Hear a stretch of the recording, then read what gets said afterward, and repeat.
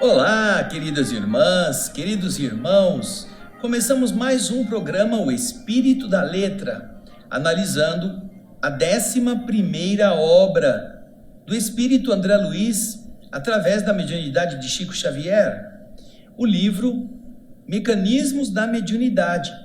Todas as outras 10 obras já estão completas, você pode encontrá-las no nosso canal, O Espírito da Letra, no YouTube, youtube.com/O Espírito da Letra, tudo junto. E também no canal da TV Mundo Maior, que está transmitindo também este programa.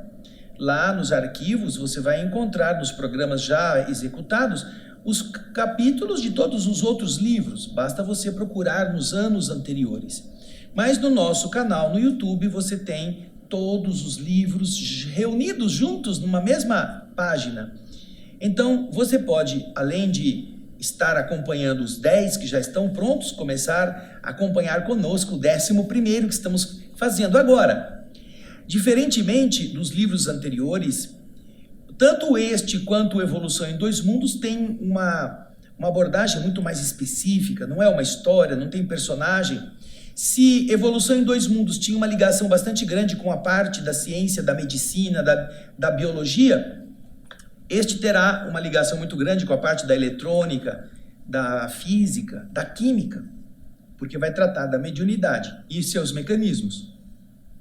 Nós, no programa anterior, fizemos a leitura das partes iniciais, onde estão citações das 5 obras básicas de Kardec e os 2 primeiros textos introdutórios desta obra, o de Emmanuel e o de André Luiz. Agora pegue o seu caderno de anotações, ou mesmo um lápis para você anotar no livro, e acompanhe conosco a leitura do capítulo 1. Nós, por enquanto, não estaremos fazendo o que fizemos no Evolução em Dois Mundos, com as de subdivisões ou com o resumo inicial. Vamos ler, porque vai dar para a gente entender muita coisa. Basta que você esteja atento a estas explicações, porque o começo deste livro, ele vai fazer uma abordagem muito importante em relação àquilo que a ciência já desenvolveu, já descobriu, as teorias que ela já aceita, para os fenômenos ondulatórios, para os fenômenos luminosos, para os fenômenos acústicos. E depois de fazer isso, vai começar a fazer o link, a junção destes princípios da ciência com as manifestações da mediunidade. Então, você que está acompanhando pode ter uma noção mais clara e recordar lições do colégio, do ensino médio, que falam sobre a eletricidade, sobre os átomos, sobre os processos de radiação, os de mudar de camadas eletrônicas, né? A transição eletrônica que sai de uma camada, vai para outra e depois volta para a camada anterior. Tudo isso vai estar sendo lembrado. Nós procuraremos também, ao longo da explicação que André Luiz nos dá, de ilustrá-la com imagens, com desenhos, com esquemas que facilitem o seu entendimento, ok? Então, como eu já disse, vamos começar agora a leitura. Este livro, tanto quanto o Evolução em Dois Mundos, cada capítulo ele é subdividido em itens.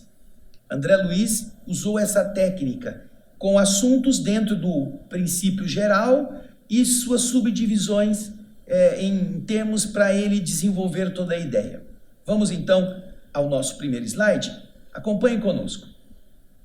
O capítulo 1 tem esse título, Ondas e Percepções. E o item 1 é subdividido então em itens, como eu já disse a vocês. Geralmente são 6 ou 7 itens em cada capítulo. Ele colocou este título, Agitação e Ondas. Vamos então ver o que André Luiz quer nos dizer com isso. Em seguida, a esforços persistentes de muitos espíritos sábios, encarnados no mundo e promovendo a evolução, a inteligência do século XX compreende que a Terra é um magneto. Magneto é um ímã de gigantescas proporções, constituído de forças atômicas condicionadas Elas estão é uma força que está dentro de condições e cercado por essas mesmas forças em combinações multiformes, compondo o chamado campo eletromagnético, em que o planeta, no ritmo de seus próprios movimentos, se caracteriza na imensidade cósmica. Nesse reino de energias, em que a matéria concentrada estrutura o globo, a matéria concentrada, veja só, aí ele está condicionando a matéria, dá estrutura ao globo onde nós moramos e em que a matéria em expansão lhe forma o clima peculiar, a vida desenvolve agitação. E toda agitação produz ondas. Uma frase que emitimos ou um instrumento que vibra criam ondas sonoras. Liguemos o aquecedor e espalharemos ondas caloríficas. Acendamos a lâmpada e exteriorizaremos ondas luminosas. Façamos funcionar o rádio e encontraremos ondas elétricas. Em suma, toda inquietação se propaga em forma de ondas através dos diferentes corpos da natureza. Bem, aqui eu quero mostrar para vocês algumas coisas interessantes. Primeiro ele falou do magneto, que a Terra é um gigantesco magneto. E nós vamos começar a ver algumas imagens referentes a isto. A primeira delas é essa que você está vendo aí. Vocês estão vendo a estrutura da crosta, da própria Terra como um todo. Você vê a capa da Terra, a superfície onde nós estamos, ela mede aproximadamente de 8 a 40 quilômetros de espessura. Depois dela vem o manto superior, que é composto de rocha derretida pela pressão e pela temperatura. Este manto superior, somado ao manto inferior, que está mais para baixo, que também é composto de rocha, mas em maior estado de derretimento e de temperatura, juntas, elas têm uma espessura de 2.850 quilômetros. 600 quilômetros o manto superior, que está mais perto da superfície, de onde vem o material ígneo dos vulcões, e depois, mais para baixo, 2.250 quilômetros de manto inferior, circundando todo o globo, da sua parte interna. Depois, nessas duas partes que eu citei até aqui, do manto, o que você encontra é um material mole, um material em forma de lava. Porém, veja só que interessante. Logo a seguir, nós temos a parte interior. Nós temos o núcleo. O núcleo externo tem também uma espessura de 2.250 quilômetros, segundo essa explicação, essa demonstração aí. Ele é líquido e ele é composto de ferro e níquel dissolvidos. Então ele é líquido. Porém, dentro dele, pela pressão muito grande, você vai ter um núcleo interno. Lá, o terceiro, amarelinho, que ele é sólido. Ele também é de níquel e ferro, mas ele está em estado sólido. Ele tem 1.300 quilômetros de extensão. Essa bola no interior da Terra, que está circundada pelo núcleo externo, que é aquele núcleo que também é de ferro-níquel que está fora. E os dois, eles se atritam, porque o núcleo interno gira. E ao girar o sólido de níquel-ferro, ele atrita com a outra parte do núcleo externo. Esse atrito produz aquilo que nós chamamos de magnetismo, de energia. Eu acho que já aconteceu com você. Você vai em algum lugar, se senta numa cadeira de plástico, principalmente no inverno, quando o tempo está muito seco, e ao você se atritar naturalmente com o encosto da cadeira, você depois se levanta e vai acender a luz ou vai tocar em alguém e você ouve um estalido, que é a transferência de energia acumulada pelo atrito que você realizou na cadeira, e o seu corpo com o outro que está numa outra diferente, de um outro potencial elétrico. Então, existe uma compensação. Esse atrito produz eletricidade, chamada nesse caso de energia estática. Está parada em você. Porém, no interior da Terra, nós temos o quê? Nós temos um núcleo de ferro e níquel sólido, que está girando e também está envolvido pelo núcleo de ferro líquido, que atrita com ele. Esse atrito produz um campo elétrico chamado eletromagnético. Vocês estão vendo, como disse André Luiz, que a Terra é um magneto. Esse magneto é como você está vendo ali, no lado esquerdo. Ele tem uma polaridade. É como se fosse o ímã. E olha que interessante. Quando você pega uma bússola, você põe o ponteirinho que está da bússola em vermelho, aponta para o norte, né? Você sabe que aquilo vai para o norte. Só que na verdade, o ponteiro vermelho da bússola, que é imantado, ele aponta para o campo elétrico que o atrai. O campo elétrico que atrai o norte, qual que é? É o sul. Então você vê que na dinâmica do magnetismo da Terra, no norte geográfico, o polo norte nosso, ele é também o polo sul magnético. Por isso que ele atrai o norte da bússola. Porque norte com norte se repelem. As cargas idênticas, positivo com positivo, se afastam. Negativo com negativo se afastam. Agora, positivo com negativo se atrai.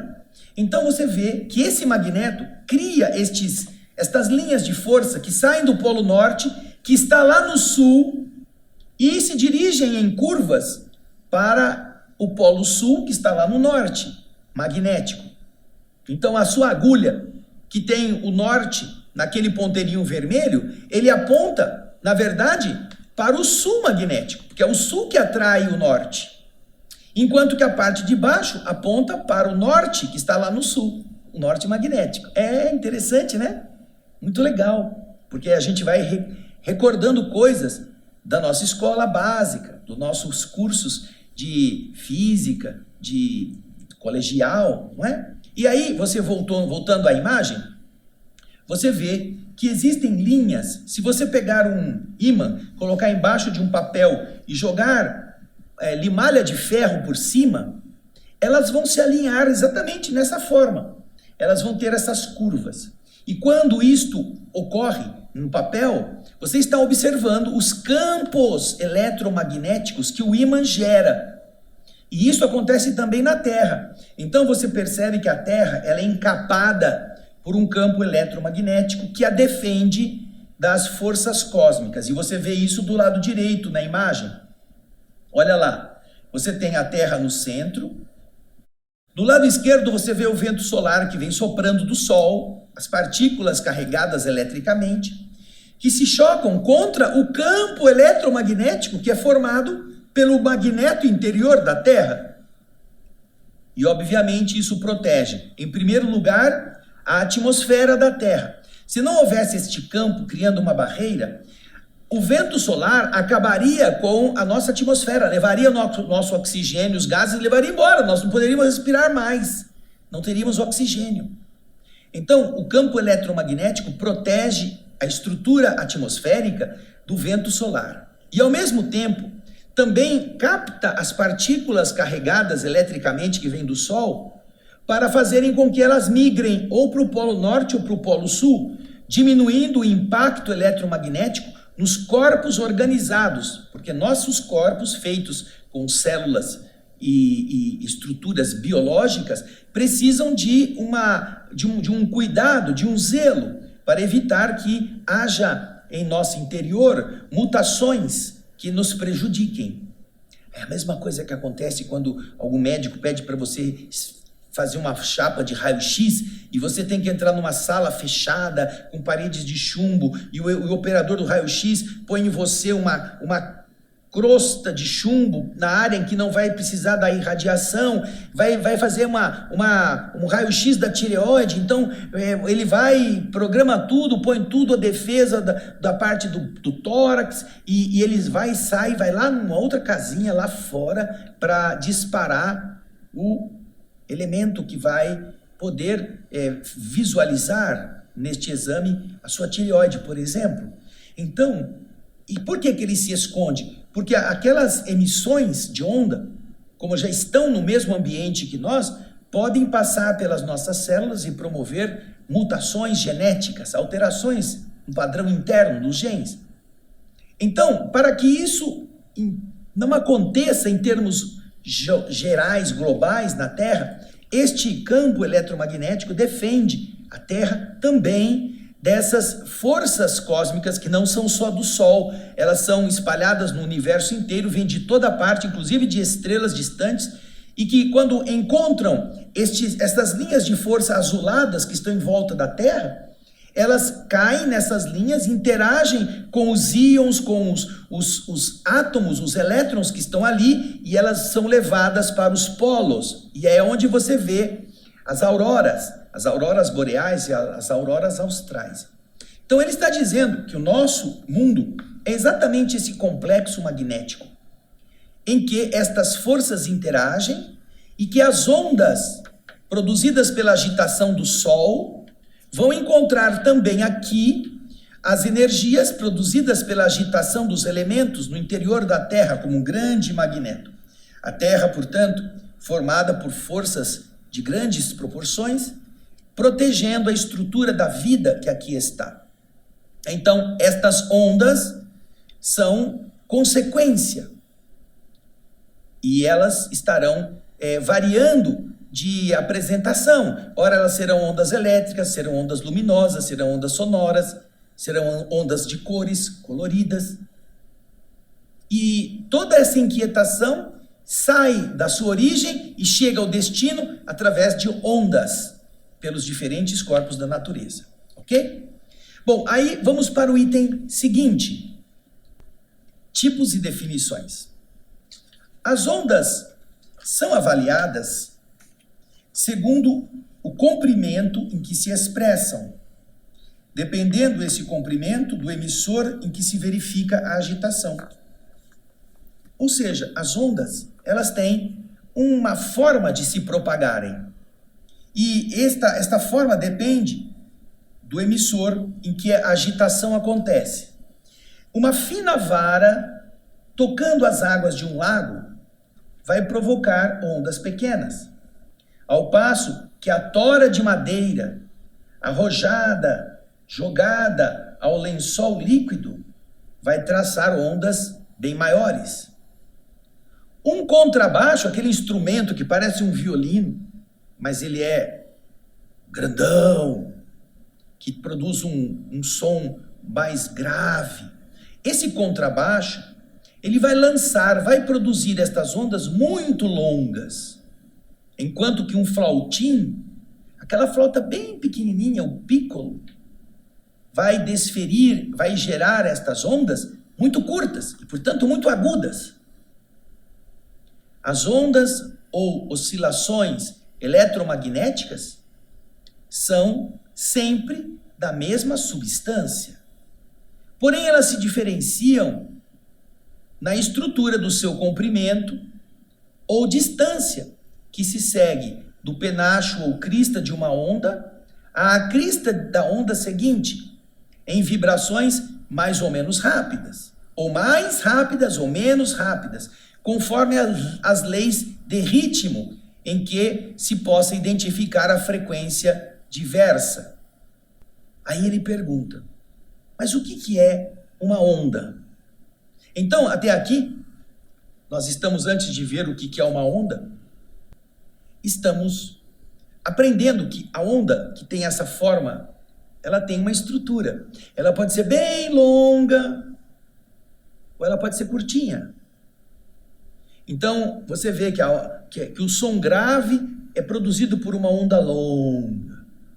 E o som agudo é produzido por uma onda curtinha. Tem diferença entre tamanho, apesar de serem da mesma estrutura. Não é que elas são mais longas porque uma é mais gordona e leva mais tempo. Não. Nem a outra é mais rápida porque ela é magrelinha. A estrutura é a mesma. Porém, é justamente a forma como ela é emitida e qual é a origem, como você viu lá, a pequena varinha que bate na superfície da água, que produz uma ondinha, e o tronco pesado que bate e levanta várias ondas. Então, com isso, nós já temos uma ideia. Agora, ele estará nos perguntando, nos fornecendo uma informação, justamente do que é. O que é uma onda? E aí você começa a entender, André Luiz começando a trazer para nós uma revelação do ponto de vista espiritual, a onda. André Luiz vai nos dizer, acompanha aí na tela. A falta de terminologia mais clara, por faltar então um modo mais claro de explicar, vamos dizer que uma onda é uma determinada maneira de ressurreição da energia. A energia ressurge através da onda, por intermédio do elemento particular que a está veiculando ou que a estabelece. É uma ressurreição da energia. Partindo de semelhante princípio, entenderemos que a fonte primordial de qualquer irradiação é o átomo ou partes do átomo que está em agitação. No átomo surgem as ondas. E elas espalham este átomo e parte dele, espalham raios ou ondas que se articulam de acordo com as oscilações que emite. Dependendo de cada parte do átomo ou de cada elemento que está produzindo as oscilações, você terá uma onda diferente. E nós veremos mais para frente que existe diferença entre as ondas emitidas pelos elétrons mais afastados do núcleo, das ondas emitidas pelos elétrons mais próximos do núcleo. E também a diferença de ondas emitidas pelo núcleo do átomo. O núcleo também pode emitir ondas, só que elas são muito diferentes. E tudo isso estará ligado ao processo da percepção mediúnica, da relação mediúnica dos seres com os outros seres. Agora, ele vai fazer uma conexão nesse próximo item sobre homens e ondas. Simplificando conceitos em torno da escala das ondas, recordemos que, oscilando de maneira integral, sacudidos simplesmente nos elétrons de suas órbitas ou excitados apenas em seus núcleos, os átomos lançam de si ondas que produzem calor e som, luz e raios gama através de inumeráveis combinações. Assim é que entre as ondas da corrente alternada para objetivos industriais, as ondas do rádio, as ondas da luz e dos raios X, tanto quanto aquelas que definem os raios cósmicos e aquelas que se sobrepõem além deles, não existe qualquer diferença de natureza. As ondas são sempre as mesmas, mas de frequência. O que varia de uma onda para outra é a frequência, considerado o modo em que elas se exprimem. E a frequência é a maneira como ela se repete. Entre a crista e o vale, e a volta até a crista, naquela ondinha assim, essa frequência é medida. Algumas, em um mesmo espaço de tempo, elas se repetem muitas vezes. Outras são mais longas, mais lentas. Essa é a frequência.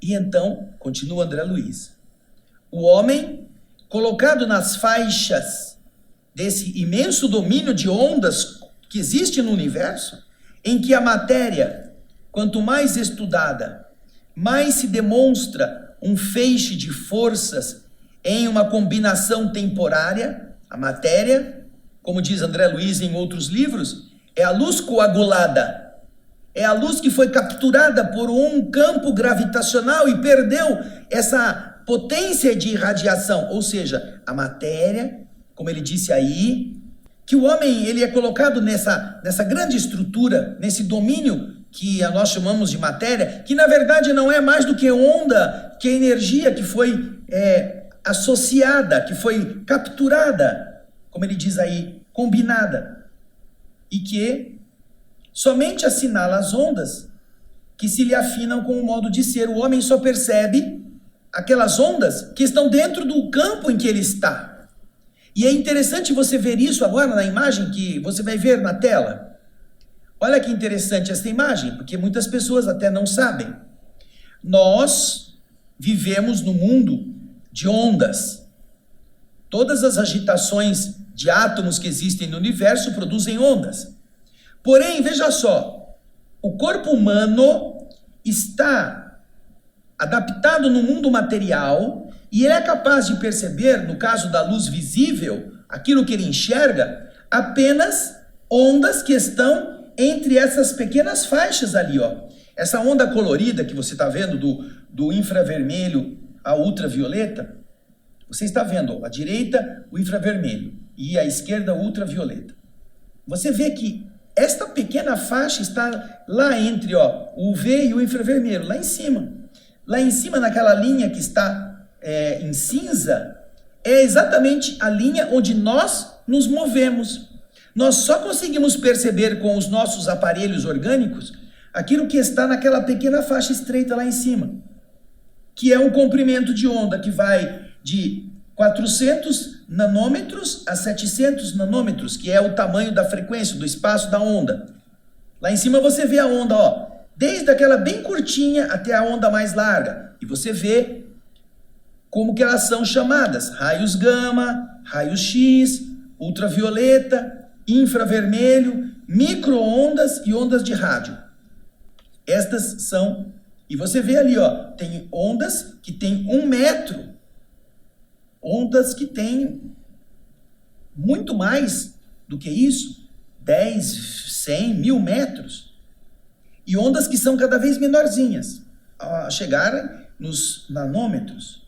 Então, o que ele está dizendo é que o nosso mundo visível, e a ciência sabe disso, o nosso mundo visível só é capaz, pelos nossos olhos, de captar a luz em forma de ondas coloridas, ou ondas que pareçam emitir cores diferentes, naquela faixinha tão miserável de todo o espectro que existe de onda. E isto também acontece, e nós vamos ver mais adiante, com as questões auditivas. Então, nosso corpo foi modelado dentro de um universo de matéria que foi capturada por ondas, por campos gravitacionais para ser estruturada nos elementos químicos assim chamados, nesta dimensão em que estamos. E nós funcionamos apenas nessa dimensão. Nós não conseguimos enxergar o raio-x com os nossos olhos. Nós não conseguimos fazer qualquer tipo de mergulho em dimensões vibratórias que estejam fora dessa escala para as ondas visuais. Eu me recordo, eu acho que vocês se lembram disso, o desenho do Jonny Quest. Jonny Quest era um desenho bastante interessante, feito antigamente, e ele tem um desenho que havia um monstro numa ilha que devorava energia, ele ia atrás de energia, mas ele não era visível. Então ele andava, por onde ele passava, ele destruía tudo, mas ninguém via. É como se fosse uma entidade, assim, maligna, mas ele ia sempre atrás da lâmpada, ele comia energia. E então, tanto o Jonny Quest, quanto o pai dele, quanto outros amigos, tinham que lutar para acabar com este ser. Mas eles não sabiam como encontrar este ser. Então um teve a ideia, vamos arrumar uns sacos de tinta e a gente levanta aqui. Eles tinham umas navezinhas que eles andavam, era bem futurista no desenho na época. E eles então iam olhando, eles montaram uma armadilha, eles pegaram um poste, acenderam uma lâmpada à noite e eles ficaram perto, esperando o monstro, que fazia um certo barulho, chegar. E eles ficaram no alto. Então, quando eles ouviram o monstro, e o monstro, ele atacava a lâmpada apagava, eles atiraram aquelas bolsas de tinta naquela direção. E quando elas bateram naquela estrutura, a bolsa de tinta se rompeu e o campo elétrico, que era a composição do ser, se fez visível. Eles pintaram, ou seja, eles deram uma materialidade para que o olho deles pudesse enxergar, senão eles não estavam vendo. Olha, essa mesma estrutura acontece conosco, nós não temos como enxergar abaixo do infravermelho, ou acima do infravermelho, é abaixo do ultravioleta. Nós não conseguimos. Então, muitas vezes, é preciso que aparelhos façam isso, que aparelhos mais sensíveis do que nós detectem. E é isso que ele está falando, nessa parte. Vamos voltar ao texto, então.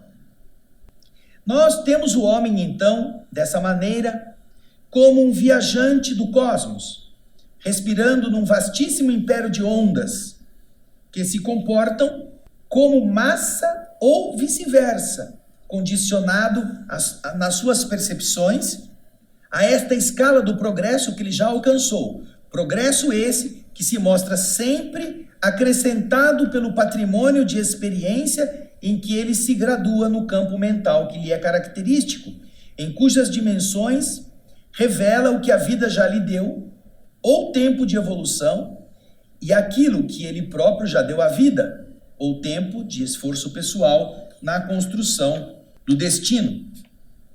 Para a valorização e enriquecimento do caminho que lhe compete percorrer, ele recebe dessa mesma vida o que acalenta e ao que deve servir, o tesouro do cérebro, por intermédio do qual ele exterioriza as ondas que lhe marcam a individualidade no concerto das forças universais.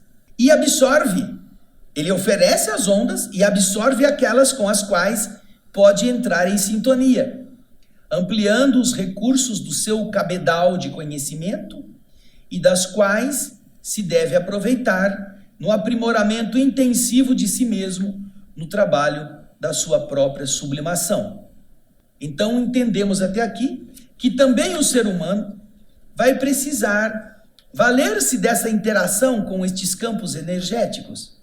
Ele emite e também recebe, e através da sua estrutura cerebral, da sua estrutura mental, ele pode fazer parte desse contingente que aprende e ao mesmo tempo auxilia, que renova e ao mesmo tempo transforma.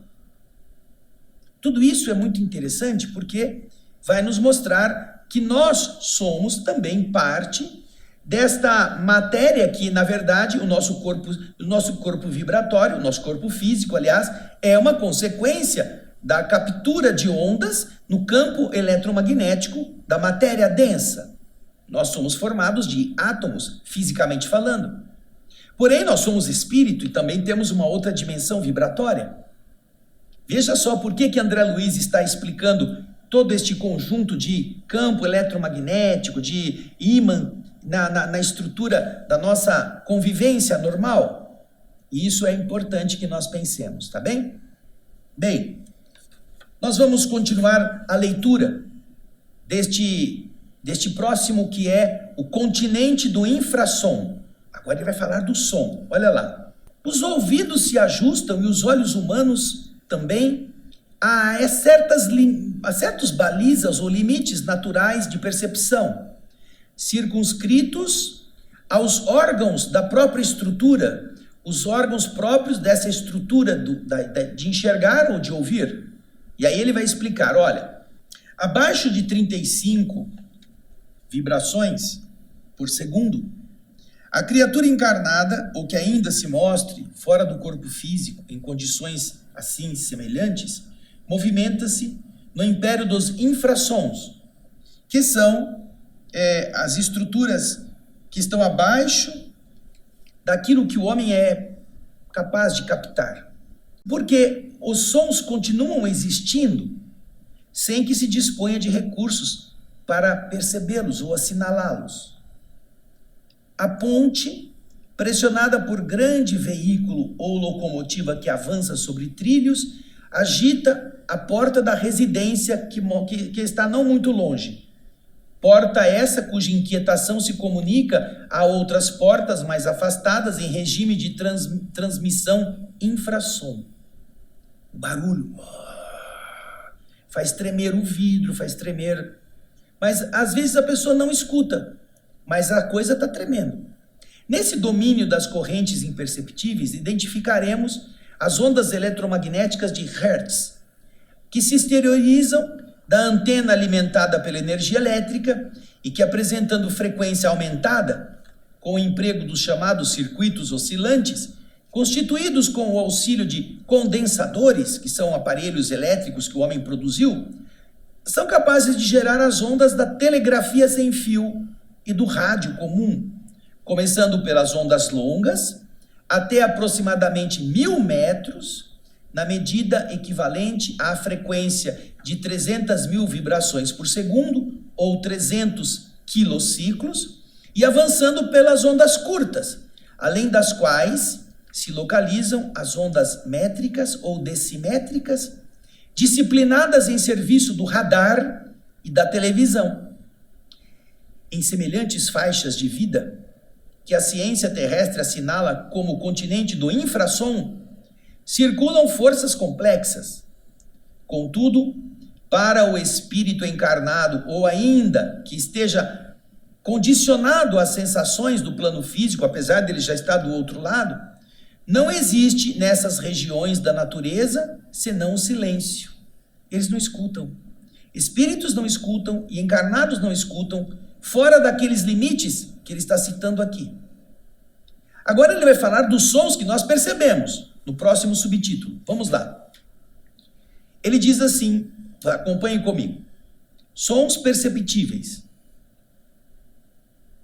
Aumente-se a frequência das ondas, a frequência com que elas são multiplicadas, nascidas do movimento incessante do universo, e o homem alcançará a escala dos sons que ele percebe, que o seu ouvido capta, mais exatamente qualificáveis nas cordas graves do piano.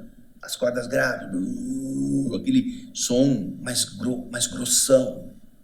Nesse ponto, nós entramos na esfera das percepções sensoriais da criatura terrestre.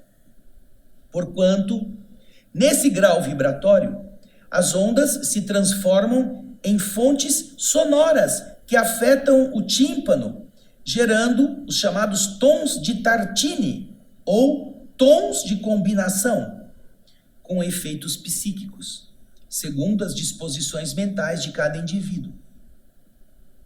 Eleva-se o diapasão é aquela vibração das ondas. Você vai ter então sons médios, sons mais altos, sons agudos e sons superagudos.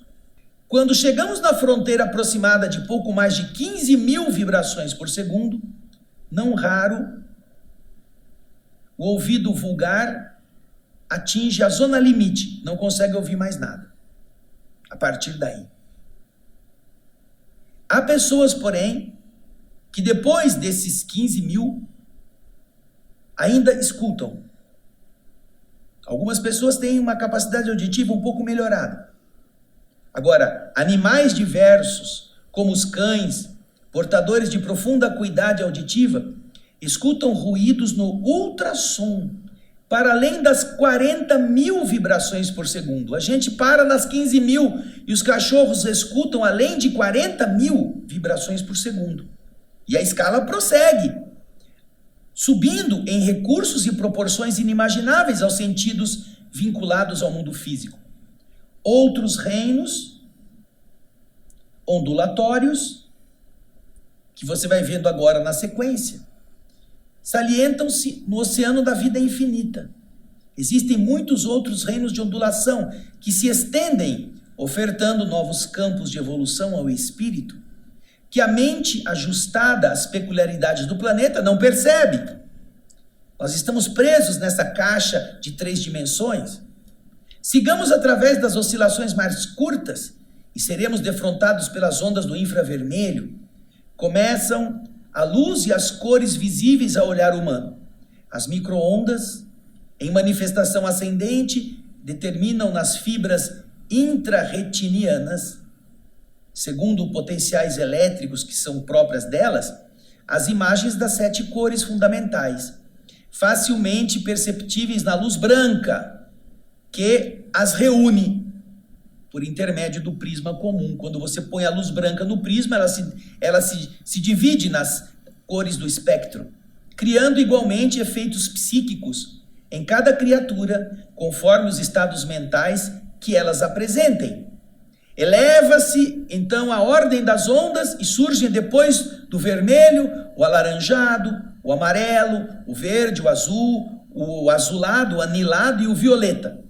No comprimento de onda em que se localiza o violeta, que vai entre 4 e 10 mil do milímetro, os olhos humanos não enxergam mais, não conseguem ver mais.